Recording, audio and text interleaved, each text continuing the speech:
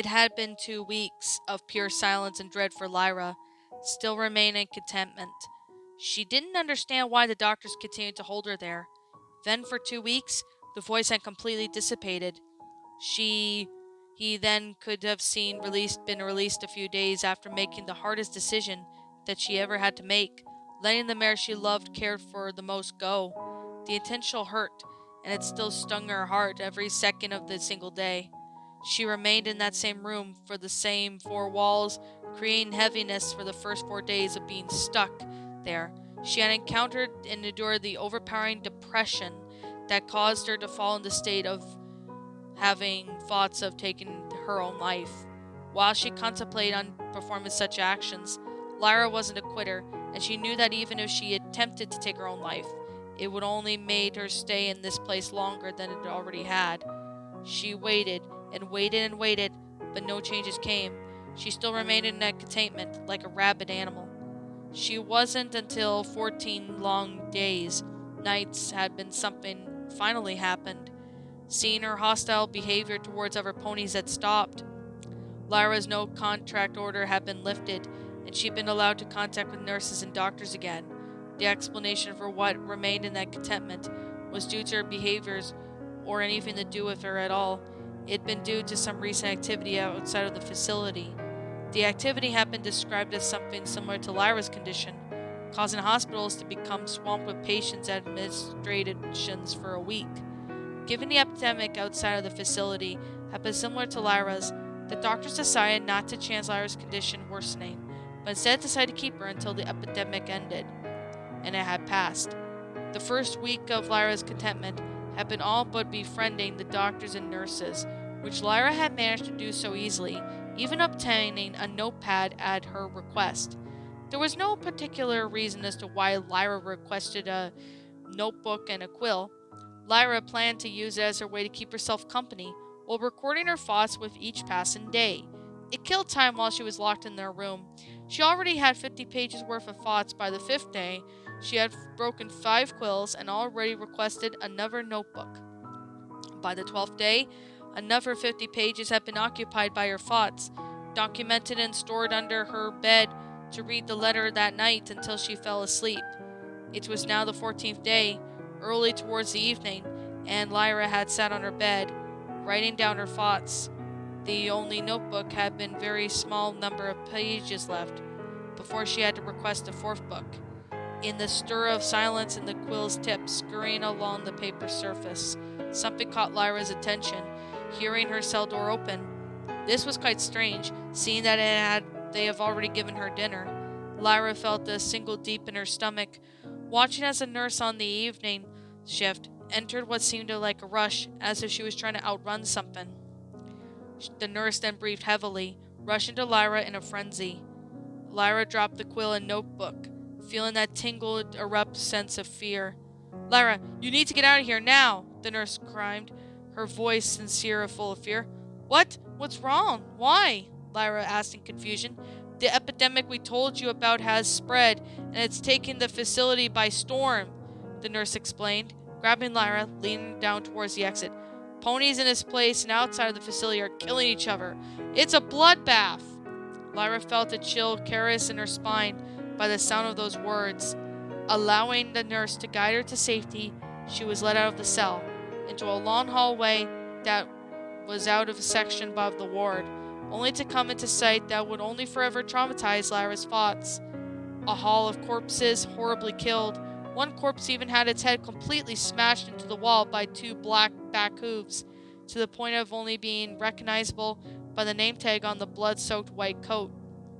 Another had a massive laceration through the throat, sitting in the pool of blood that had formed from the fatal method of killing. Lyra was haunted by the sight, hearing screams in the distance as she continued to be led by the nurse through the mayhem. As they approached the front entrance, the scene became filled with violence. Ponies were mangling and attacking one another very violently. Lyra did her best to avoid catching the attention of many of the other ponies in a hoof-to-hoof fight to each other to the death. Getting the feeling of pit in her stomach, something seemed familiar, like a meeting of a long-lost friend for the time. The nurse had managed to surprise the mayhem and made her way outside. Only pure phenomenon followed. Bodies. Hundreds of decapitated, butchered, and horribly mangled bodies were dead on the ground. From fillies to elders, all bodies of its heights and sizes were spread throughout the entire town of Ponyville. Some still moving or quivering. Lyra caught a sight of a filly with her back legs broken, attempting to crawl away from their attacker. The remaining of her that day was the Halls. Bonbon's group had managed to dislocate her back leg and fracture it. It wasn't anything drastic, but this poor filly had nowhere to go. Seeing as if she left the trail of crimson with her drags, she would be dead soon. Lyra's thoughts were interrupted. As a sudden halt came, following the nurse shaking her head when struggling in that moment, Lyra knew exactly what was happening. "Lyra, you need to run," the nurse said, quiet directly for her struggles. "Get away from me, before it takes me. Go! Get help! Get help before there's no ponies left to see! Go!" At the sight of that claim, Lyra listened and darted her way through the scene into Ponyville, hoping to find a place to hide. While taking of any place she would go for help, she ran into the center of Ponyville, where there was sight of more corpses waited for her, until she eventually found refuge in the shop, the once joyful sweet shop known as Sugar Cube Corner. She took a seat, exhausted from the running for so long and horrified of what was happening.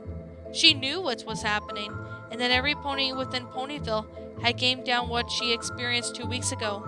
In some way she was relieved, knowing she wasn't crazy, but something about this seemed odd. Why was this happening now? She had experienced this horrific phenomenon weeks ago, and now it was only hitting all of Ponyville like a plague? That didn't make any sense, but the sense wasn't really important. In that moment, she had to find help. If there was any pony sane enough to help her, she would fought so hard about any ponies that would find a solution to something so mysterious and violent. The only beings that came to her mind were two royal sisters, Princess Celestia and Princess Luna, being experienced with the strange epidemics that occurred in the past 1,000 years. The idea was almost immediately shot down the drain, seeing that it was possible to get Canterlot by train or teleportation. The train conductor was more likely than dead or in combat with another pony. Plus, it was an overnight trip, so it would pretty much be too late by the time she arrived. As for teleportation, Lyra neither had the strength or the skill to teleport from Ponyville to Canterlot.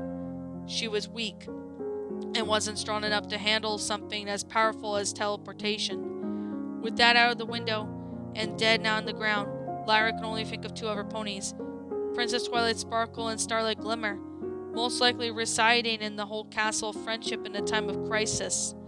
That was the possible trip she could make, given that she didn't turn away to any ponies along the journey. Lyra didn't even really pick and choose now, seeing as most were not on her side.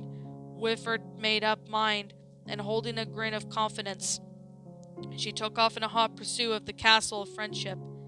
Lyra just stood there before the doors to the castle, immediately sensing an oddness about her current position. This castle was home to royalty, and there had been no sort of guard against the ponies that may have been a threat. This immediately made Lyra assume something was wrong, but she wasn't going to quit. That wasn't how she was. With a deep inhale of breath, Lyra pushed onwards towards the castle doors, opening with an eerie creak and an eerie silence similar to a whisper as she eyed the foyer. The foyer seemed untouched, like the castle had been abandoned. Cobwebs were visible, showing signs of not having to be cleaned for a long period of time. As Lyra entered, a chill slivered up on her spine, due to the dead of silence of the castle. The castle was normally had a welcome feeling, but in that moment, Lyra felt as if she were trespassing and being watched by unseen eyes. Passing the foyer, Lyra walked down the hall leading to the castle crystal throne room, but almost immediately, Lyra felt something that she should have turned at the sound of the side of the hall. Doors had been ripped off of their hinges by force. Lyra guessed it was a blast of magic from a unicorn, due to burn marks visible on the door, broken against the opposite wall. There was also no visible fragments of rainbow-colored hair, and purple feathers that scattered onto the floor, along with specks of blood on the floor as well. It only grew more disturbing, and the closer Lyra got to the throne room, noticing a trail of blood leading into the throne room, larging patches of blue and purple feathers on the floor, and visible turn marks on the walls and floor caused by a magic blasts.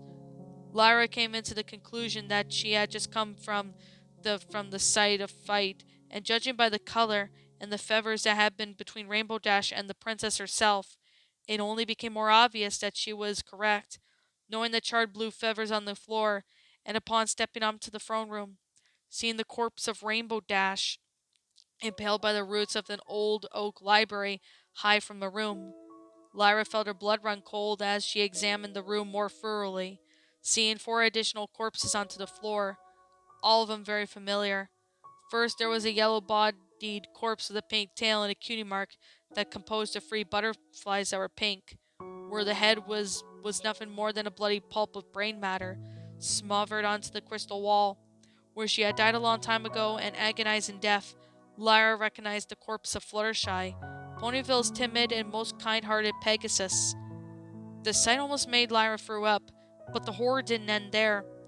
The closest next to her was a headless body of Rarity. How lifeless! Her death had been decapitation, but not only with the force of a weapon, only hooves, seeing visible bruise marks at the base of the neck, along with the violent retentions. Some pony had literally squeezed her head until it popped off, and it had hung her head from one of the roots of an old oak library. Not far from her, a pink and lifeless body lay, killed by violent suffocation. Her face was pale pink, while her body was more lively coloration. Lyra recognized this corpse as Pinkie Pie, Ponyville's party planner, an element of laughter. Lastly was 2 things. The first thing was the body of Applejack, killed by a stab right through the heart. The second was a fragment of some sort. It didn't take Lyra to figure out the body fragment was of a unicorn's horn, and just from the color, she knew it belonged to the Princess Twilight.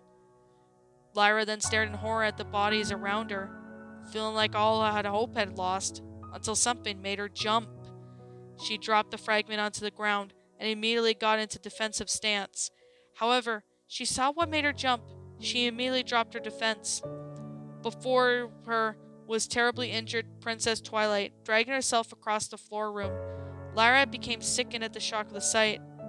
Twilight was covered in dry blood, her horn decapitated, wings broken, and with her back legs broken. Twilight looked as if she had been broken. As the princess made eye contact with Lyra, "Lyra, what are you doing here?" Twilight asked in worry. "You shouldn't be here." "Princess, what are you talking about?" Lyra asked in a shaky voice. "What happened here?" "Lyra, listen to me. You need to get out of here before it's too late," Twilight pleaded. "Run while you still can. Get out of Equestria." "Before what? What's happening, Princess Twilight?" Lyra pleaded, hoping for answers.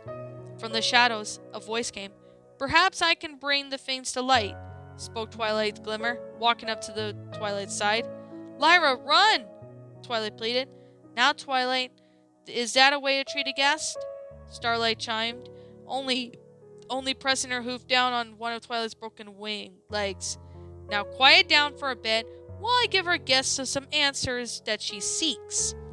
As Starlight's voice grew in volume, she had put in more pressure on Twilight's broken leg, causing Twilight to scream and cry out in agonizing pain. Lyra stood in frozen fear, unable to follow Twilight's instructions to run away. Starlight rose her hoof from Twilight's leg and looked at Lyra. "Now allow me to explain, Lyra," Starlight explained. "You are probably confused on why the events you have experienced from 2 weeks ago are now just affecting the entire Ponyville population. Well, 2 weeks ago, I cast a spell on Twilight and her little band of friendship enforcers, and just like you, found themselves constantly trying to kill one another. The spell originates from the forbidden catacombs of Canterlot Outlawed due to its violent nature. But when you're looking for a way to get revenge on the nuisances who ruined you that worked so hard to build, it's almost too perfect." But why? Why would you want to kill your friends?" Lyra snapped. Starlight then laughed in response. "These 6 were never my friends. I pretended to be their friend, even earning their trusts. All along, I was still the same. They took away my perfect rule of equality, and after Twilight had finished her friendship of magic garbage, I knew that destroying their friendship wasn't enough to make them pay. So after I played their friendship magic game, until I knew I found the perfect solution. Turns out that the spell was even more powerful than I thought.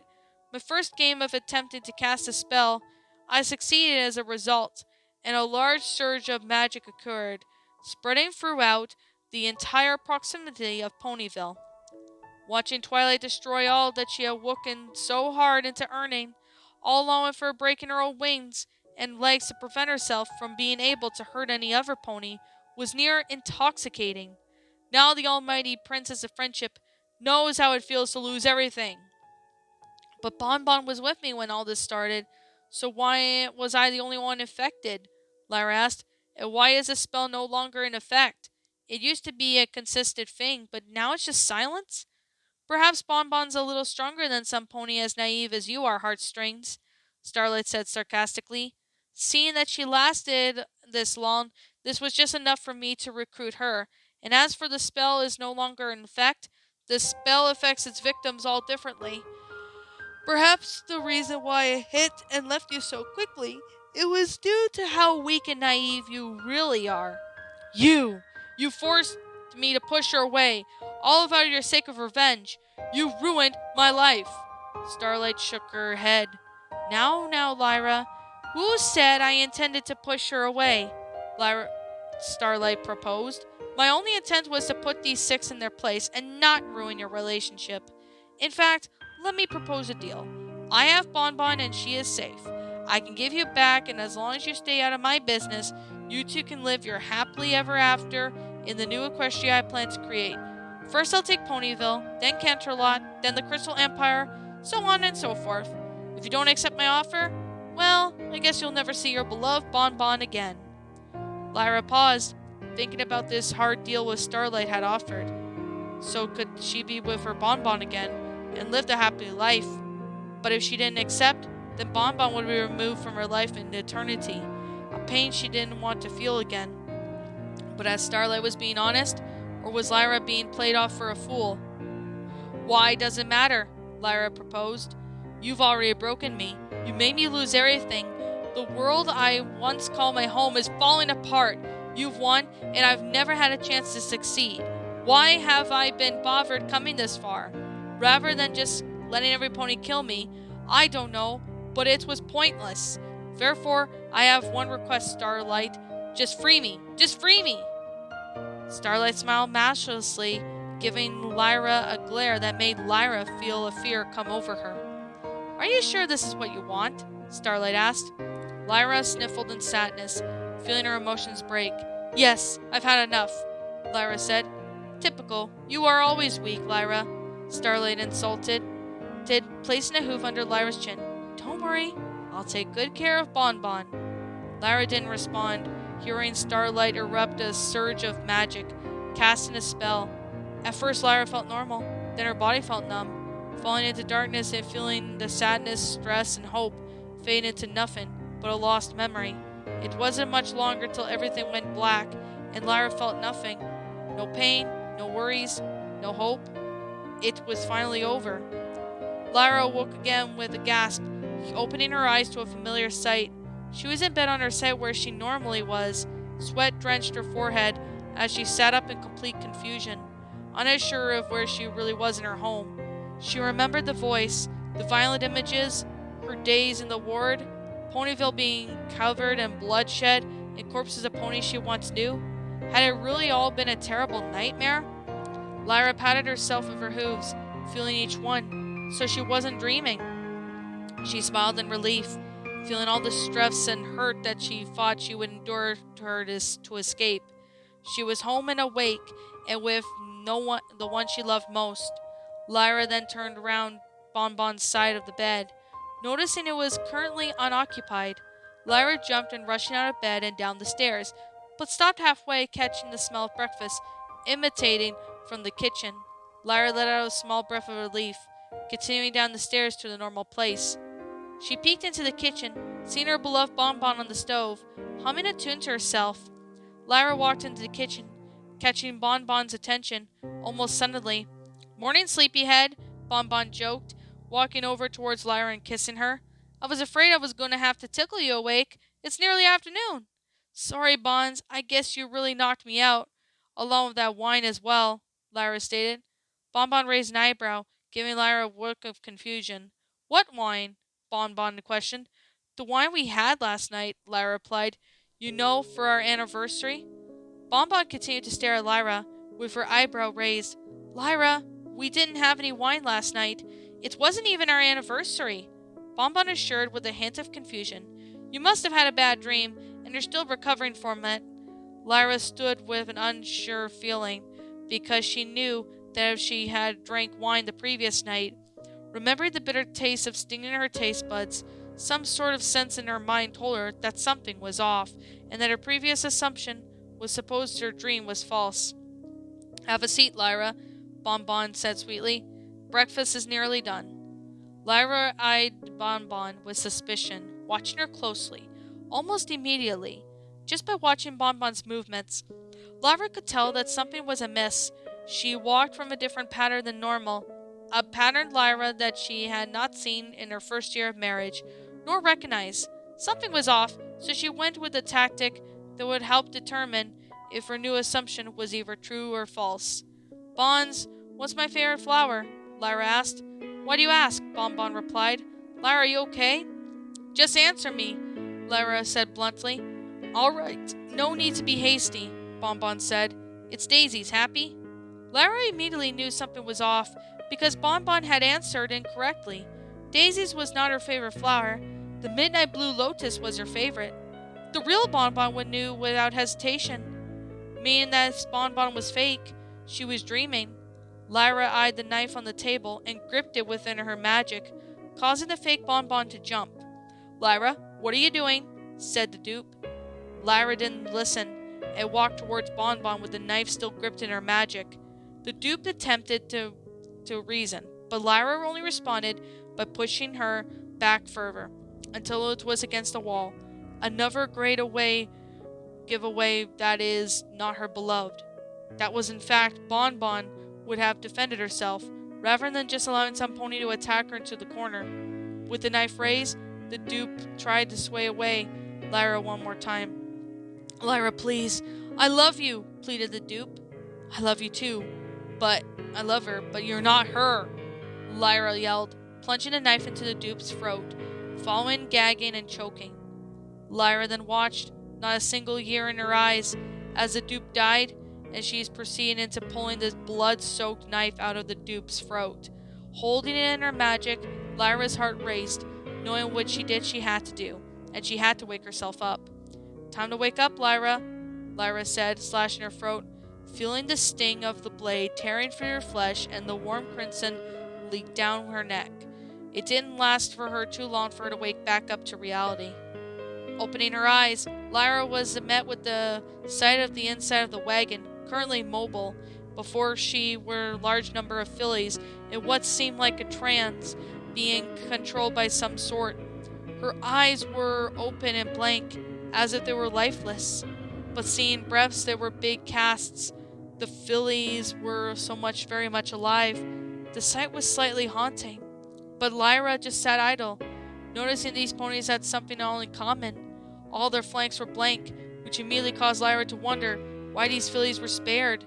Having the feeling of who was pulling the cart, Lyra felt her anger rise, sitting down until the wagon would come to a stop. 2 hours had passed, and the wagon finally halted to a stop. Lyra remained sitting, hearing the ponies disassemble themselves from the wagon.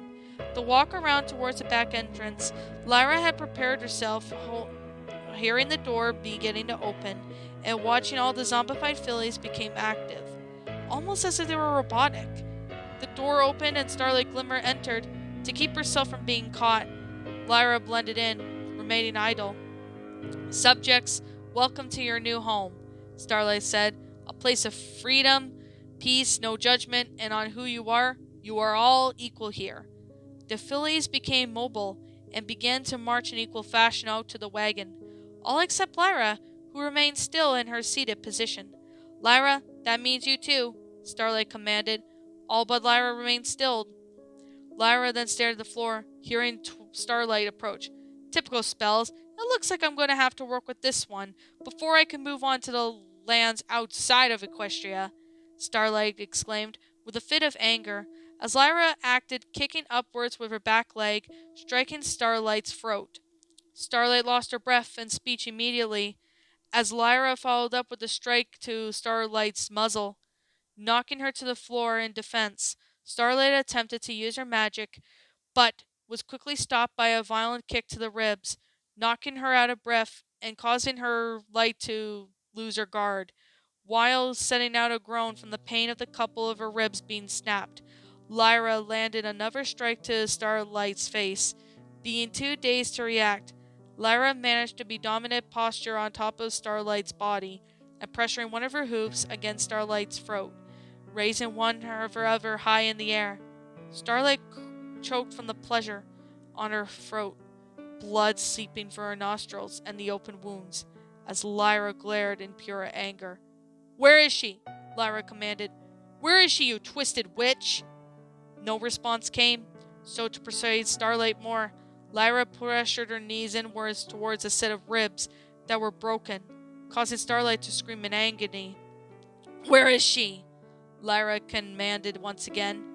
Starlight muttered through the mixture of pure pain and agony, laughing and coughing.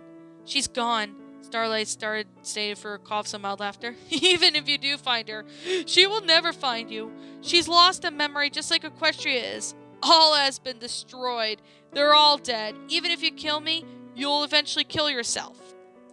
Lyra stared angrily, muttered the last thing before finishing the job. "Rotten Tartarus," Lyra claimed, pressing her hoof down Starlight's throat, appearing the demented unicorn choke and struggle for breath, until she eventually fell limp onto the floor. Lyra rose from the top of the unicorn, stepped out of the wagon, finding herself downtown of the composed 2 rows of the buildings, and it was a lone house at the end. Off to the side, it was a group of fillies in the state of confusion, no longer a zombie-like state. Lyra even thought about assisting the fillies, but decided it might be best just to let the spell that they had been put under to wear off before even trying to make a conversation. Lyra restored it into searching for the town for Bonbon, seeing that this was more than likely the place where Starlight had taken her recruits.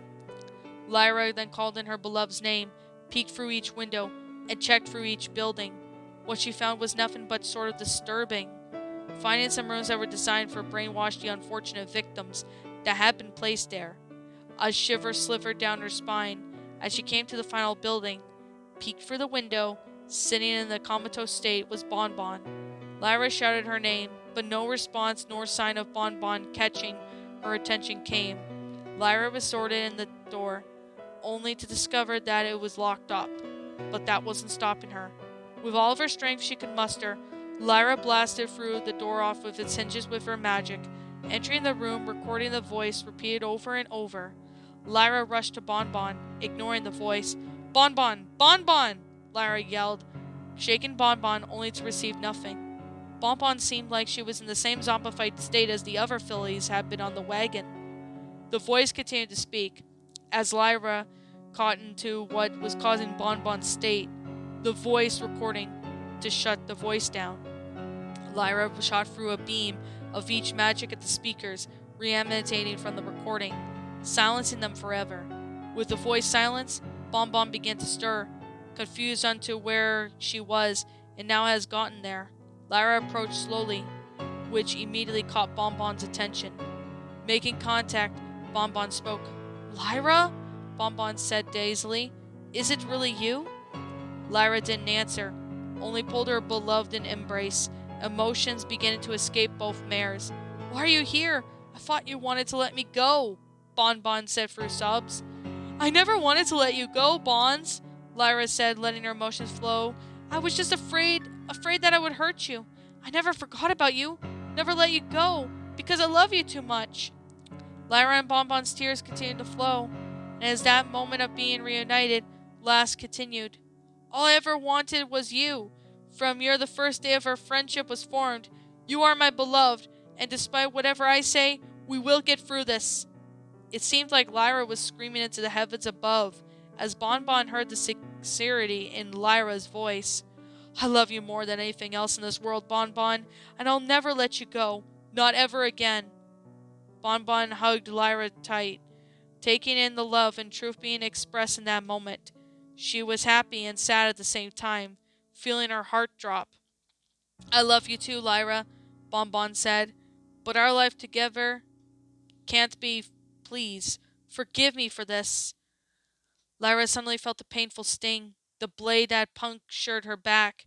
She had lost her breath, and the feeling of the knife being punctured her back numerous times. Her embrace with Bonbon was cut short when she fell forward, being caught by Bonbon. The pain from the multiple stab wounds stained Lyra's nerves. Feeling the blood leak out, Bonbon cried, holding Lyra's head back, while resting her dying body on her lap. "Why?" Lyra mumbled weakly. A numbness slowly fell over her body. Tears escaped Bonbon's eyes, holding her beloved like a mother would to her own child. "She made me do it," Bonbon stuttered for her sob. "She cursed me to do it." Lyra knew who Bonbon was referring to, causing her to understand. Bonbon dropped the blood-soaked blade that was hidden underneath her tail. "Forgive me," Bonbon muttered as she broke down into tears, feeling Lyra's pulse weaken slowly in the comfort of her hooves. Lyra leaked her tears, feeling the numbness to increase to the point of her feeling like her body was floating. The only thing she could feel was Bonbon's hooves holding her tight, and the warmth emanating from Bonbon's body. I forgive you, Bonbons," Lyra muttered, as her sight became blurry. "I love you." With that remained strength, Lyra kissed Bonbon one last time, as Bonbon kissed her back, feeling her tears fall into her face onto Lyra's body. Resting, releasing a kiss, Lyra's body felt limp one last breath, escaping from her body. Bonbon continued to hold her beloved close, not letting her go as her final cries of anguish for Lyra came back and echoed throughout the town. The mare she loved was gone. The land she loved gone. "Lyra!" she screamed, crying and sobbing. "Lyra, I'm so sorry. Come back! Come back to me! Lyra!"